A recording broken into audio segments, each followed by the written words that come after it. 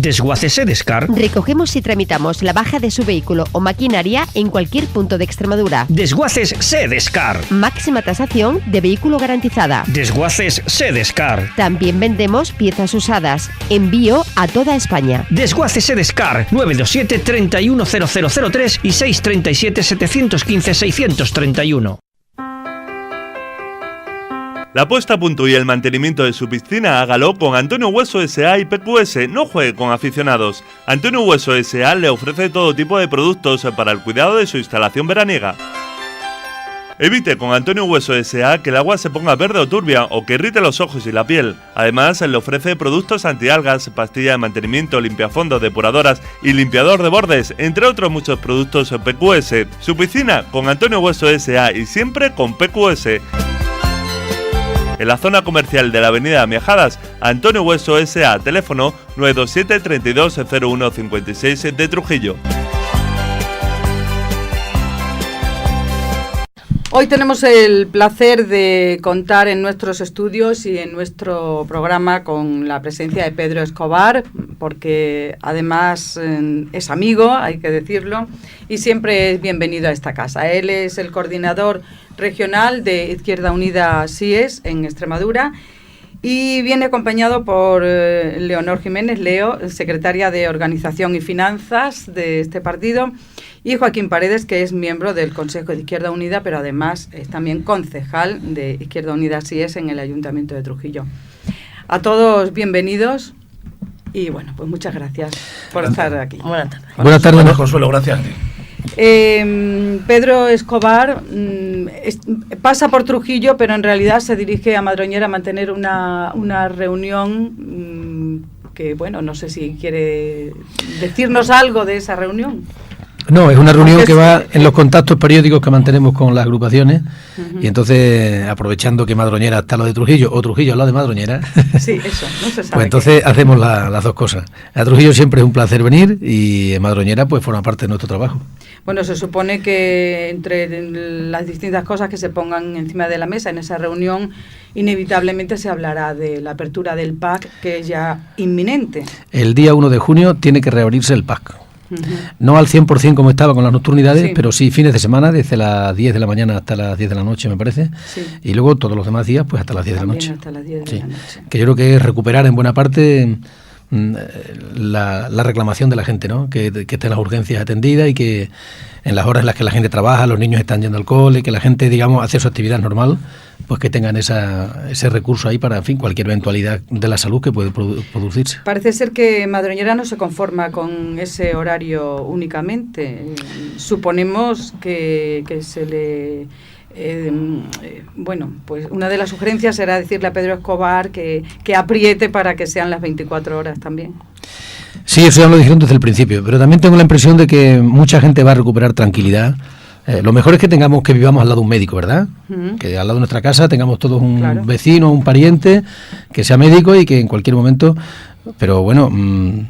yo creo que obviamente eso no es posible, ¿no? Yo creo que sería una caricatura de lo que es la asistencia médica, pero yo creo que con la reapertura, la revisión parcial que se va a hacer, yo creo que mucha gente va a recuperar la tranquilidad y van a estar mejor atendidos que estaban, mucho mejor que estaban. ¿Cree que de momento es suficiente?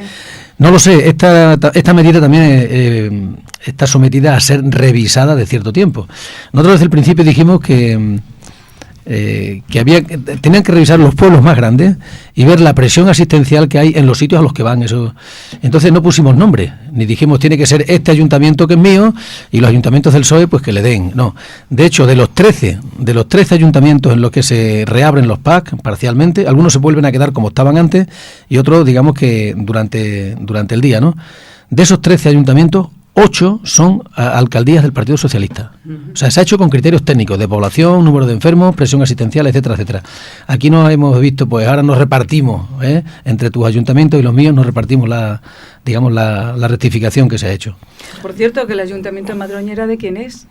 Bueno, pues el Ayuntamiento de Madroñera está en una situación difícil porque las elecciones las ganó la lista de Izquierda Unida, encabezada por una persona que es del SIES, y bueno, pues hay algunos desencuentros, algunos conflictos que están arreglándose y bueno, yo espero que no pasando demasiado tiempo, pues que se pueda recuperar el protagonismo del pueblo, o sea, que el ayuntamiento responda a lo que es la mayoría de la voluntad de la gente del pueblo, ¿no?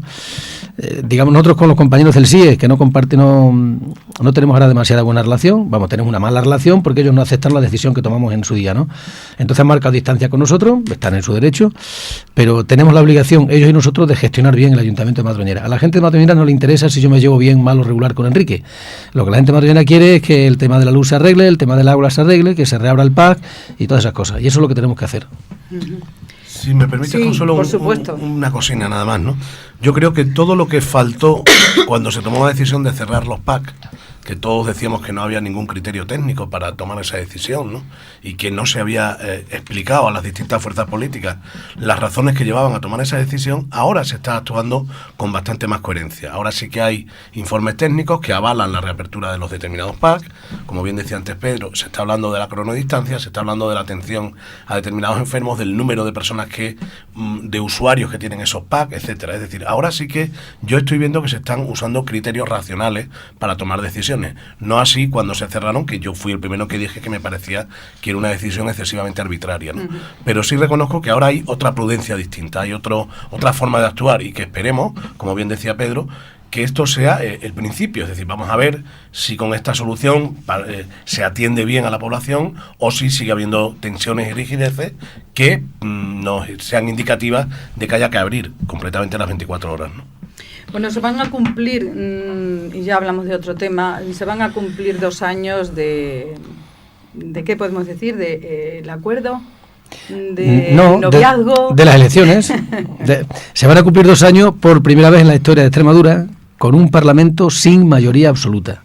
Que yo creo que eso tiene que ser la normalidad. O sea, salvo en alguna ocasión Felipe González y ahora el señor Rajoy, en España casi nunca ha habido mayoría absoluta. Lo contrario que en Extremadura, que casi siempre la tuvo el PSOE. Yo creo que las mayorías absolutas son la fuente de casi todos los males que hay en la política.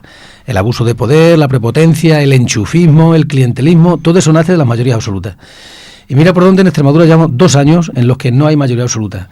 Y eso obliga a que haya una geometría muy variable en cuanto a las votaciones y los acuerdos.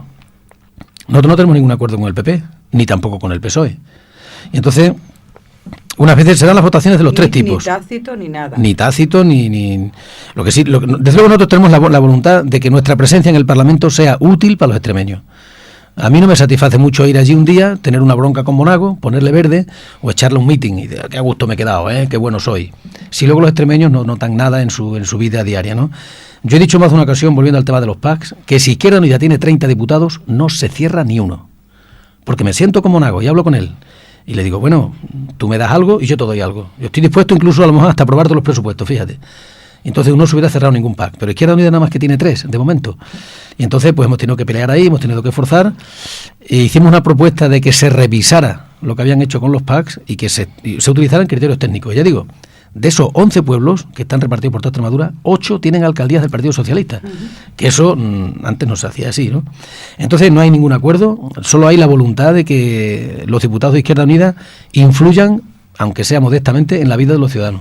Y eso es lo que estamos haciendo. Y unas veces votamos con el PSOE, otras veces con el PP y otras veces con ninguno, porque son ellos los que votan contra nosotros. O sea que según como viene el tema, nosotros vemos el contenido del tema, no vemos la etiqueta de quién lo presenta, y así votamos, en función de los intereses de los extremeños. ¿Y qué diría de estos 2 años? ¿Qué balance haría? Pues, no solamente del papel que ha jugado Izquierda Unida en el gobierno de Extremadura, sino también en el papel que ha hecho Monago, porque bueno, hay voces que dicen que ha sorprendido y que ha crecido políticamente. Bueno, Monago venía de la oposición, consigue gobernar en minoría y entonces tiene que hacer muchos equilibrios y tiene que seguramente guardarse muchas cosas de las que le gustaría hacer. Que eso es el resultado de la matemática que hay en el Parlamento, ¿no? Entonces yo no sé si lo ha hecho bien, mal o regular. Yo creo que él ha tratado de marcar su territorio con el resto de varones, por así decirlo, del PP. Desde luego es un poco un bicho raro dentro del PP, porque el IVA cultural en Extremadura está más bajo que en el resto del Estado, ¿no? En Extremadura se ha implantado, cuando en todo el Estado hay recortes y retrocesos, en Extremadura se ha puesto una cosa que no había, que es la renta básica, que es una prestación, una ayuda asistencial para las familias que ya están en las últimas. O sea, el que tenga que recurrir a la renta básica es que está muy mal, pero antes no había nada y ahí era una respuesta que es modesta y que bueno, que va a ayudar a hacer la vida más llevadera a muchas familias. Y luego los problemas, las declaraciones que ha hecho con el déficit y esas cosas, pues yo creo que él está marcando el territorio con el PP. para llamar la atención de que Extremadura siempre ha tenido poco peso político y él quiere, pues eso, llamar la atención, ¿no? Y luego, pues yo diría que han sido 2 años frenéticos, o sea, esto es terrible, faltan horas para hacer las cosas cada día y faltan días para hacerlas en la semana, ¿no? Y estamos pues súper atareados, ¿no? Y luego que la crisis no ha pasado del todo, ¿no? Usted sabe que yo siempre pongo el ejemplo de la crisis, que es como el colesterol, que no se coge en una comunión porque comas mucho dulce, ¿no? Eso lentamente va acumulándose hasta que, ¡bum!, hasta que te dice, oye, a dieta, a dieta, esto ya se acabó porque si no... Entonces la crisis en la que estamos, en la que hay poco consumo, hay crisis en las empresas, hay muchísimos menos ingresos, reventó la burbuja inmobiliaria y todo el dinero que recaudaban los ayuntamientos y las administraciones con las licencias de obra y todo eso se ha terminado. Entonces hay menos dinero público para afrontar los gastos. Como de paso no se hace una reforma fiscal profunda, que venimos nosotros, ya nos duele la boca, por así decirlo, de hay que hacer una reforma fiscal profunda, hay que recaudar más. Si eso no se hace y hay menos dinero, pues mire usted, en cualquier casa saben cómo se hace eso. ¿Y por qué esto no lo entiende el ciudadano? Yo creo que lo están entendiendo, ¿eh? Yo recibo en muchísimos sitios, en los mercadillos, yo voy a los bares en los que estoy todos los días, te encuentras gente que dice, bueno, no me quiero echar flores, ¿no? Pero dice, mire usted cuando habla claro, cuando habla usted le entiendo. Para mí eso es un orgullo que digan eso, ¿no? Y yo creo que se empieza a entender que bueno, que no hay demasiadas salidas, ¿no? Y luego, quieras que no, tenemos que compararnos. No estamos en una isla, en un planeta, hay que mirar hacia otras comunidades, y yo no me gustaría verme como están, por ejemplo, en Madrid, ¿no? Con las mareas verdes y con las mareas blancas, con el tema de la sanidad. Aquí en Extremadura no hay ni una privatización más de las que ya había, de las que ya se hicieron. En servicios complementarios, ¿no? Y algunas veces incluso servicios médicos, los conciertos con las clínicas privadas, la privatización, aunque se dice la palabra más guay, es la de externalización, que suena menos, ¿no? Pero no hay ninguna externalización más de las que ya había con el Partido Socialista, ninguna más. Y aquí no se plantea esto de privatizar hospitales, nada de eso se plantea. Entonces la situación es difícil, como en todas partes, pero bueno, yo creo que estamos frenando las políticas que se harían si tuvieran mayoría absoluta. Yo creo que hace 2 años lo que nosotros teníamos encima de la cabeza era un problema. Hace 2 años ya habían pasado las elecciones y ya estábamos en pleno proceso de qué hacemos con el regalito que los extremeños nos han puesto encima de la mesa. Y yo creo que hemos respondido a las expectativas que los extremeños tenían con nosotros perfectamente. En primer lugar, el procedimiento de la toma de decisión yo creo que fue impecable, limpísimo, transparente, participativo y aleccionador, y creo que supuso una lección para mucha gente. Incluso el modelo se ha copiado en otras comunidades autónomas, en otros resultados autonómicos, léase Andalucía o Asturias, ¿no? Y ahora es el momento de hacer balance. Yo creo que lo que se ha conseguido es que haya un Parlamento, como bien decía Pedro, dinámico, donde las mayorías no están, y los ciudadanos claro que lo entienden. Evidentemente el ciudadano que es un votante asiduo y acérrimo, del Partido Socialista, pues no lo entiende, y te verá por la calle y te dirá, hombre, es que ¿cómo sois? Vosotros sois de derecha, ¿no? Sí. El de derecha te vendrá y te dirá, hombre, qué buenas personas sois, es que sois capaces, esos son los acérrimos. Pero el votante mediano, que es aquel que no tiene ninguna afiliación hacia ninguna sigla, ni ningún voto cautivo, evidentemente, ese que es libre, ese seguramente esté contentísimo con la decisión, porque lo que está viendo es un Parlamento dinámico, participativo, donde la rapidez en la toma de decisiones está ahí, y donde también la reflexión está ahí, ¿no? Y yo creo que eso se ha conseguido gracias a la presencia de los 3 diputados de Izquierda Unida. Enseguida vamos a hablar de lo que costó todo eso con la federal, por supuesto, con Izquierda Unida Federal, pero quisiera también darle micrófono a Leo Jiménez, que ya hemos dicho que es secretaria de Organización y Finanzas ahora mismo de Izquierda Unida, así es, en Extremadura. Saltó de ser concejala de Torrecillas de la Tiesa. No llegaste a ser concejala. Quedó en puertita. Encima, pues ni eso. Y de pronto saltas a la política de verdad, porque esto ya es otra cosa, ¿no? Sí, no tiene nada que ver con lo que es hacer política en un pueblo.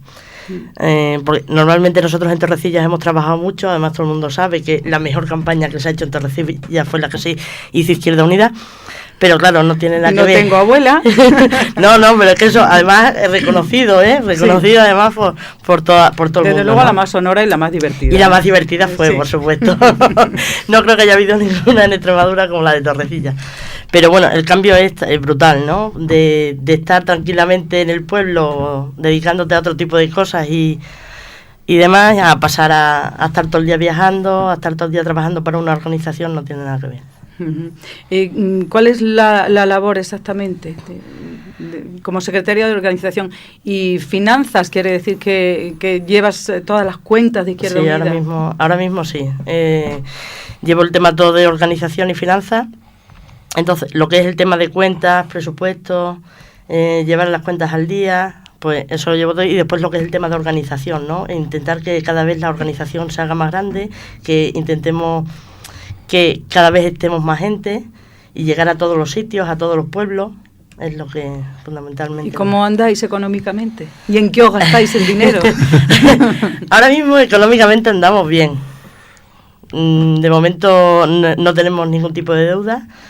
Hemos ido pagando todo lo que había de atrás, porque date cuenta que Izquierda Unida en las elecciones anteriores no tenía la representación autonómica, entonces los fondos que teníamos eran solamente las cuentas de los fondos de los afiliados, y había bastante problema para pagar sede, porque teníamos una hipoteca en la sede, teníamos a una persona trabajando para la organización sin tener ningún tipo de recurso, y era complicado. Ahora es más fácil. Ahora con el ingreso tanto de las cuotas de los afiliados como de por parte del grupo parlamentario es más llevadero. Más fácil poder llevar adelante ciertas cuestiones. Sí, no, además estamos haciendo campañas que las estamos, además, hay parte de campañas que nos las está financiando la federal, ¿no?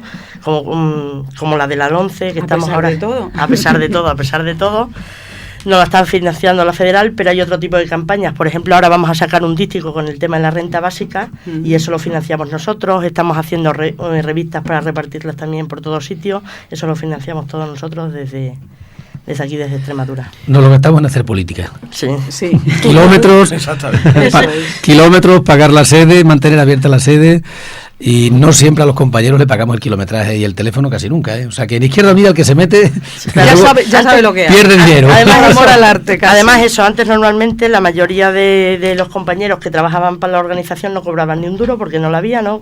Yo, por ejemplo, he tenido que hacer viajes, hemos ido a sitios y siempre ha salido del bolsillo. Ahora es diferente, ¿no? Porque ahora ya sí tenemos recursos, y entonces pues normalmente cuando algún compañero va a dar alguna charla, como estamos ahora por ejemplo con el tema de la 11, que se están haciendo charlas por toda Extremadura, o vamos a empezar ahora con el tema de la renta básica o otro tipo de charlas que hemos ido haciendo, pues por lo menos les pagamos el kilometraje, ya no tienen que poner de su bolsillo el dinero para poder hacer ese tipo de cosas. Pues vamos a ocuparnos de la actualidad y luego enseguida entraremos en esa última etapa de legislatura que queda, aunque sea a base de respuestas cortas. Lo acaba de decir Leo. Pues, por ejemplo, la LONCE, ¿cuál es el mensaje que Izquierda Unida sobre esta nueva ley de educación lanza al ciudadano? Es una ley que empeora las condiciones de calidad de la enseñanza en Extremadura y creo que en todo el Estado. O sea, no va a servir para combatir los problemas, que los hay gordos, de fracaso escolar y de abandono escolar. En su momento nosotros nos apoyábamos en un acuerdo, en una ley que se había sacado para Extremadura, la Ley de Educación de Extremadura, en la que Izquierda Unida no pudo participar, puesto que no tenía presencia parlamentaria, y que fue una ley que fue muy consultada con todos los elementos que forman la comunidad educativa, ¿no? Profesorado, alumnado, incluso padres y madres y personal de servicio, ¿no? Todos tuvimos la oportunidad de participar y decir qué consideramos sobre nuestro sistema educativo. Esa ley se aprobó en el Parlamento hace 3 años. Repito que Izquierda Unida no estaba presente y aún así creíamos que, tenía algunos flecos que podían mejorar esa ley, pero de repente nos viene la LONCE, que se carga automáticamente la Ley de Educación de Extremadura, ¿no? Y como decía Pedro, es una ley regresiva. Desde nuestro punto de vista bastante ¿Pero por el tema de la religión solo? No, solo por eso. No, además esta ley que han sacado ha sido una ley que no han preguntado a ni a asociaciones, ni a grupos políticos, ni a las asociaciones de padres ni madres, ni a los profesionales. Es que no han contado con nadie. El ministro la ha llegado, la ha puesto encima de la mesa y ha sido lo que ha hecho. Yo que soy tanto Pedro como yo, que somos profesionales del tema de la educación, es docente igual que yo, estamos muy cansados de que la educación sea el juguetito político de quien nos gobierna, ¿no?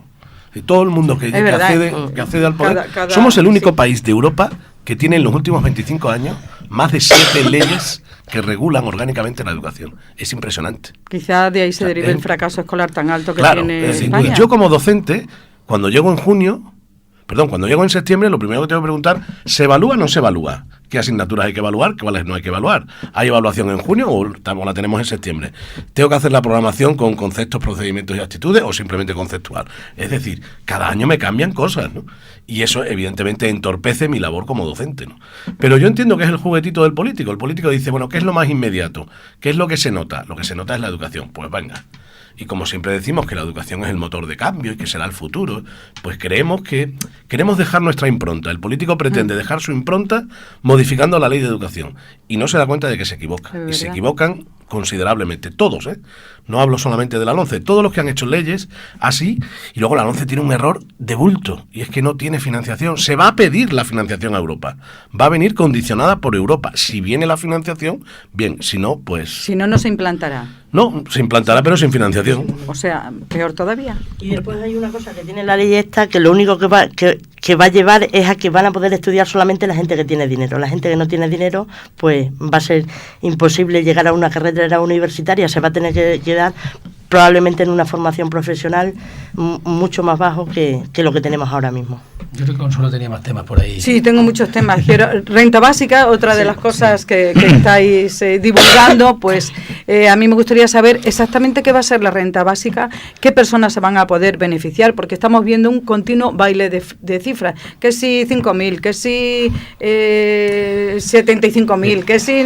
Bueno, la renta básica es una prestación que se crea en Extremadura y se crea como un derecho de las personas que reúnan determinados requisitos, que ahora es un poco prolijo decir, pero desde luego las personas que ya están en las últimas, que han agotado casi todo, son las que están determinadas. O sea, el que esté cobrando el paro, el que esté, o la prórroga, etcétera, pues bueno, de momento, por decirlo así, no tiene acceso a la renta básica, ¿no? Pero hay muchas familias que ya han agotado todas las ayudas y entonces la renta básica les da una oportunidad. Es una ayuda que va a la familia, pero va modulada según la situación de la familia. O sea, por ejemplo, un solicitante único, sin familiares a su cargo, sin hipoteca y sin alquiler, parte de 400 euros. Y eso va cambiando. Cuando tiene un familiar a cargo, 15% más. Segundo familiar a cargo, 10% más. Si tienes alquiler o hipoteca, 10% más. Así hasta llegar a un máximo de 718 euros. Que el que tenga, digamos, todas las circunstancias de tener... Pero que van a ser muy pocos los que cobren eso. Bueno, los que reúnen las condiciones. Claro. O sea, los que estén cobrando el paro, no. Los que cobran en la EPSA, que cobran el paro del campo y que tienen no sé cuánto, eso no. Es una, digamos, una ayuda de último recurso. Ya cuando se te ha acabado todo, la renta básica. ¿A cuánto va a afectar?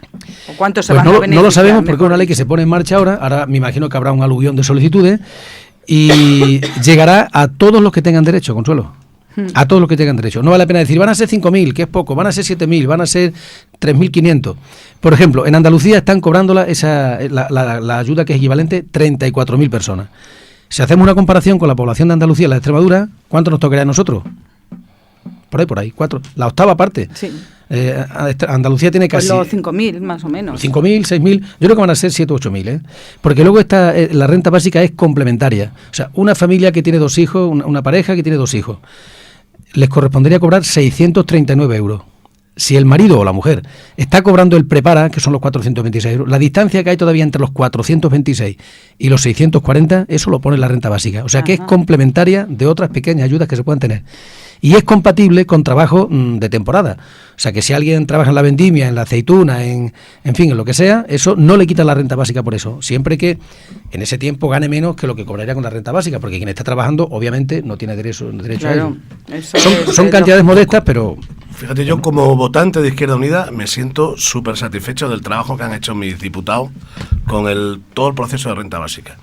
¿Por qué digo esto? Porque recuerda que nosotros hace 2 años planteamos una serie de condiciones para quien nos gobierne, ¿no? Es decir, ya sea uno, ya sea otro, y planteamos lo que Pedro vino a llamar los mandamientos de Izquierda Unida. ¿Sí? En los famosos mandamientos, uno de ellos estaba la renta básica. Que seguramente no es el modelo que nosotros nos gustaría tener, pero como bien ha dicho él, tenemos la fuerza que tenemos. Y esa fuerza que tenemos ha provocado que Extremadura tenga renta básica. Hasta ahora existía, porque alguien te dirá, no, es que ya teníamos las AISE. Ya, las AISE eran discrecionales. Se otorgaban en el ámbito municipal, las otorgaban los ayuntamientos y eran los servicios sociales y digamos que era una especie de prestación subjetiva, ¿no? O sea, de decir, bueno... A ti te la doy, a ti no. Y mientras haya dinero. Exacto. Sí. Ahora lo hemos cambiado, ya no son AISE, ya es un derecho.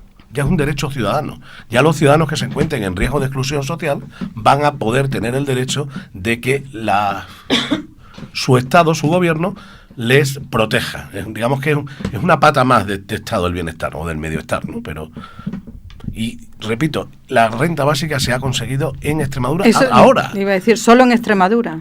Las otras comunidades, hay muchas comunidades que la tienen. Porque ya existían. Ya existían todas las comunidades. Y nosotros éramos los únicos que no la teníamos. Mira qué casualidad. Pues sí. Lo cual es un poco llamativo, ¿no? Después de las lecciones que nos han dado unos y otros. Porque ya en 2008 ya se habló de renta básica en un acuerdo que firmó el Partido Socialista con Comisiones Obreras. Pacto contra la exclusión en Extremadura y tal. Vale, muy bien. Se firmó y se habló, pero ahí estamos. En 2009 se firmó el famoso Pacto Político y Social de Reformas por Extremadura, que lo firmó PSOE, PP, UGT y Comisiones. Los que estaban en el Parlamento, bueno, y la CRES, la Confederación Regional de Empresarios también. Se firmó y se habló. En 2009 ya estaba mordiendo la crisis, había poco dinero. Se habló, bueno, pues, pero tampoco se hizo. Entonces yo, pues, con cierto orgullo me atrevo a decir que si hubiera habido mayoría absoluta del PSOE o del PP, si hubiera estado Izquierda Unida empeñándose en que esa ayuda modesta, pero importante, se implantara, me estoy seguro que no se hubiera implantado. Y bueno, dirá, sí, claro, ¿tú qué vas a decir? Yo me limito a los antecedentes que había. En septiembre más o menos se puede cobrar. Yo creo que antes. Si las actuales AISES, que son 1.500, 1.600, los pasan automáticamente a renta básica, en julio pueden cobrarlo. Pueden empezar. Y luego habrá más solicitudes que habrá que clasificarlas, habrá que ver si tienen los requisitos, etcétera, etcétera. Porque esto es dinero público que hay que cuidar bien cómo se gasta. Hay mucha gente que dice, pues yo soy de la renta básica, pues no lo veo, porque entonces la gente ya no va a trabajar nadie, ya la gente no va a querer trabajar y tal y cual. Sí, porque los que reciben la renta básica van a tener que hacer números para sobrevivir con eso, ¿no? Pero es una ayuda que antes no había. Sí, sí. Y va a ser un desahogo para muchas familias, sin duda alguna. Más cosas así rápidamente, de lo que se habla hoy, por ejemplo, del tren rápido, del déficit a la carta. ¿Cómo están esas cuestiones? Mira, en más de una ocasión he dicho que Izquierda Unida no comparte la obsesión por el AVE que han tenido durante mucho tiempo y siguen teniendo el PSOE y el PP. El AVE es un tren carísimo, difícilmente sostenible. Aparte del impacto ambiental que tenga, es que, bueno, que era muy caro. La experiencia de los que están... Y de momento está funcionando como un saco sin fondo que se come todos los millones y todo el dinero y, bueno, y luego habrá que ver la población que puede usar eso. Entonces nosotros hemos dicho, hombre, el tren moderno no tiene que ser necesariamente AVE. Es como si no quieren comprar un coche y se empeña con un Ferrari, que no, hombre, que hay formas de resolver el problema sin que tenga que ser el último grito en ferrocarril, ¿no? Entonces yo creo que la posición que ha tomado el PP ahora se parece mucho a la que venimos diciendo nosotros desde hace mucho tiempo. O sea, el tren en Extremadura está súper anticuado, está viejo, y podemos tener un tren moderno que vaya hasta 200 y algo kilómetros por hora sin que tenga que ser... Pues que es casi un AVE. El maravilloso AVE, ¿no? Entonces nosotros creemos que es una buena... Que no lo podríamos pagar, por otra parte. Los usuarios, digo. En los yo desde luego, la población media que hay en Extremadura, con los sueldos y las pensiones que hay, serían los yuppies. Yo decía, va a ser para los yuppies de Lisboa y los yuppies de Madrid. Los de Lisboa ya han dicho que no, que ellos el AVE no están para eso. Ahora, un enlace moderno, que reduzca los tiempos casi a la mitad, pues yo creo que, bendito sea Dios, como decía mi abuelo, que no iba nunca a misa, ¿eh? Eso. Por cierto. Entonces, con perdón, bueno. Qué bueno. Entonces lo del AVE, vamos a pasar de la obsesión que tenían a la acción. Y a lo mejor es posible que en un par de años tengamos un tren bastante moderno, mucho mejor que lo que hay ahora, por supuesto, con tiempos de desplazamiento más cortos, y esperemos que en alguna frecuencia. Y, ¿sabe? Esto del AVE, lamento que la respuesta no sea tan corta, pero mira, la ruta de la Plata, que sube de Plasencia hacia Salamanca, esa la quieren cerrar.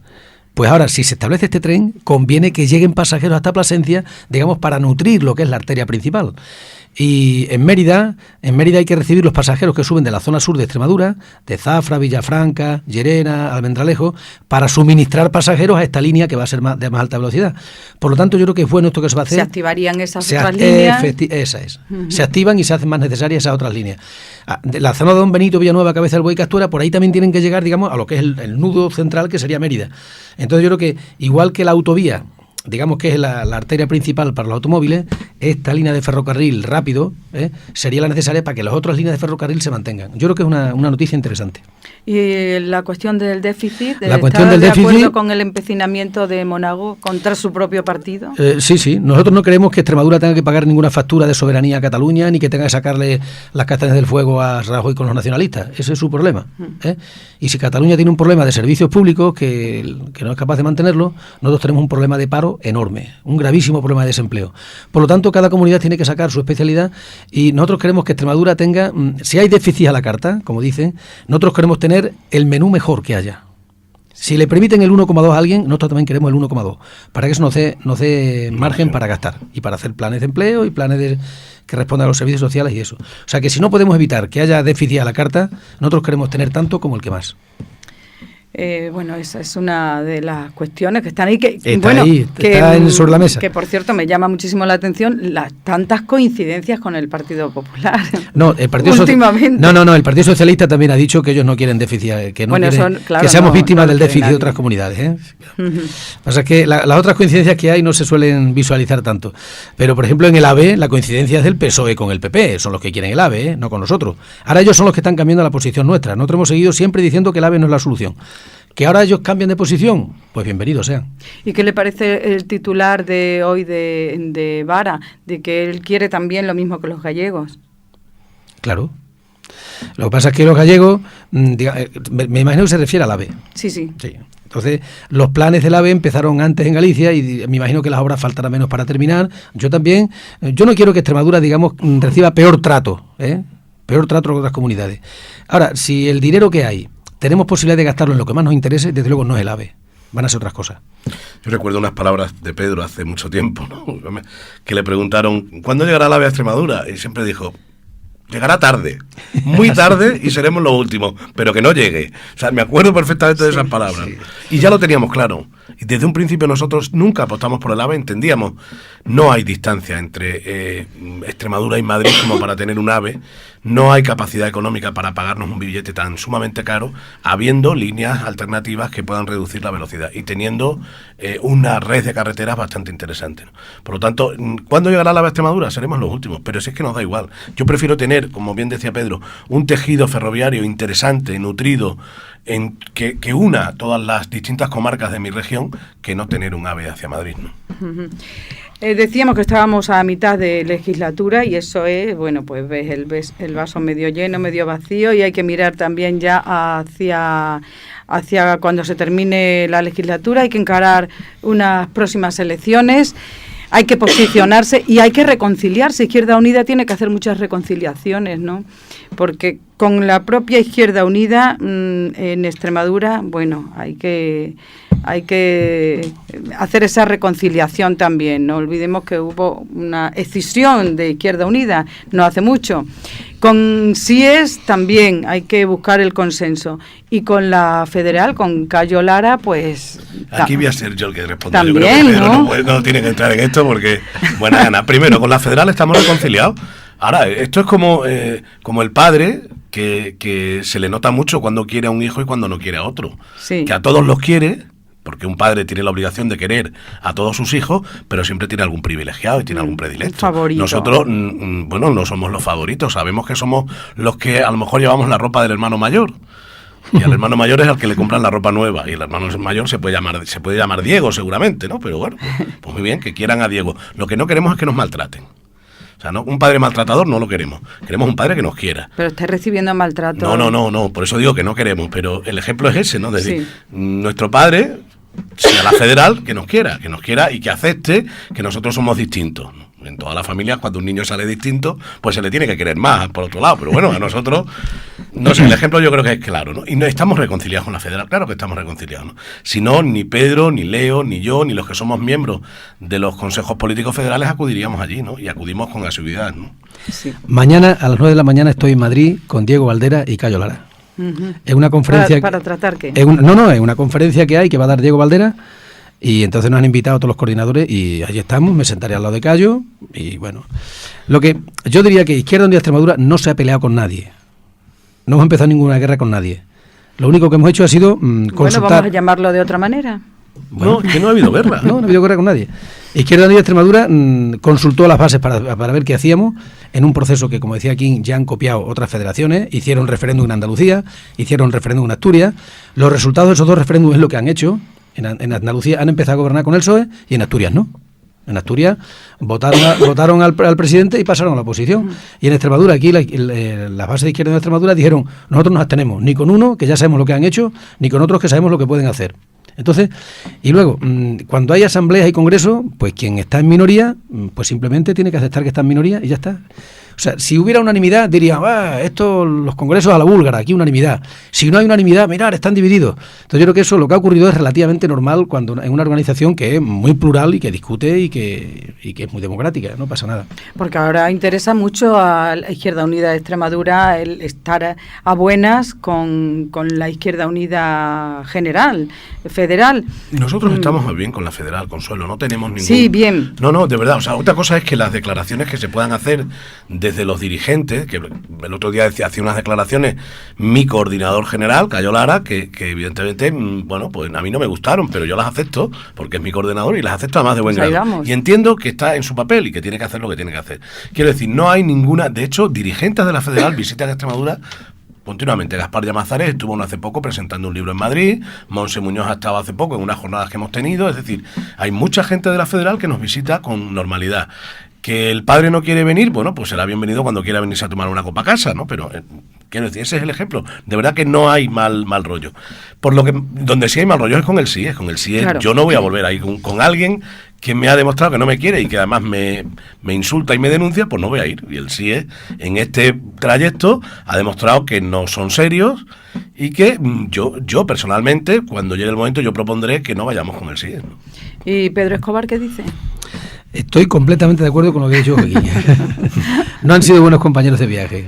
Yo o sea que definitivamente podemos anunciar a día de hoy que en las próximas elecciones no irá en coalición Izquierda Unida. No, de hecho además el CIE ya ha salido 2 veces públicamente diciendo que ha roto relaciones con Izquierda Unida. Sí, así claro.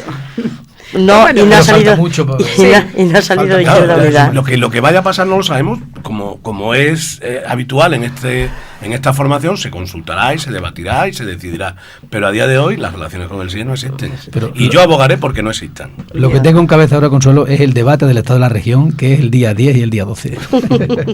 En las próximas elecciones... ¿Qué va a poner el coordinador de Izquierda Unida sobre el estrado?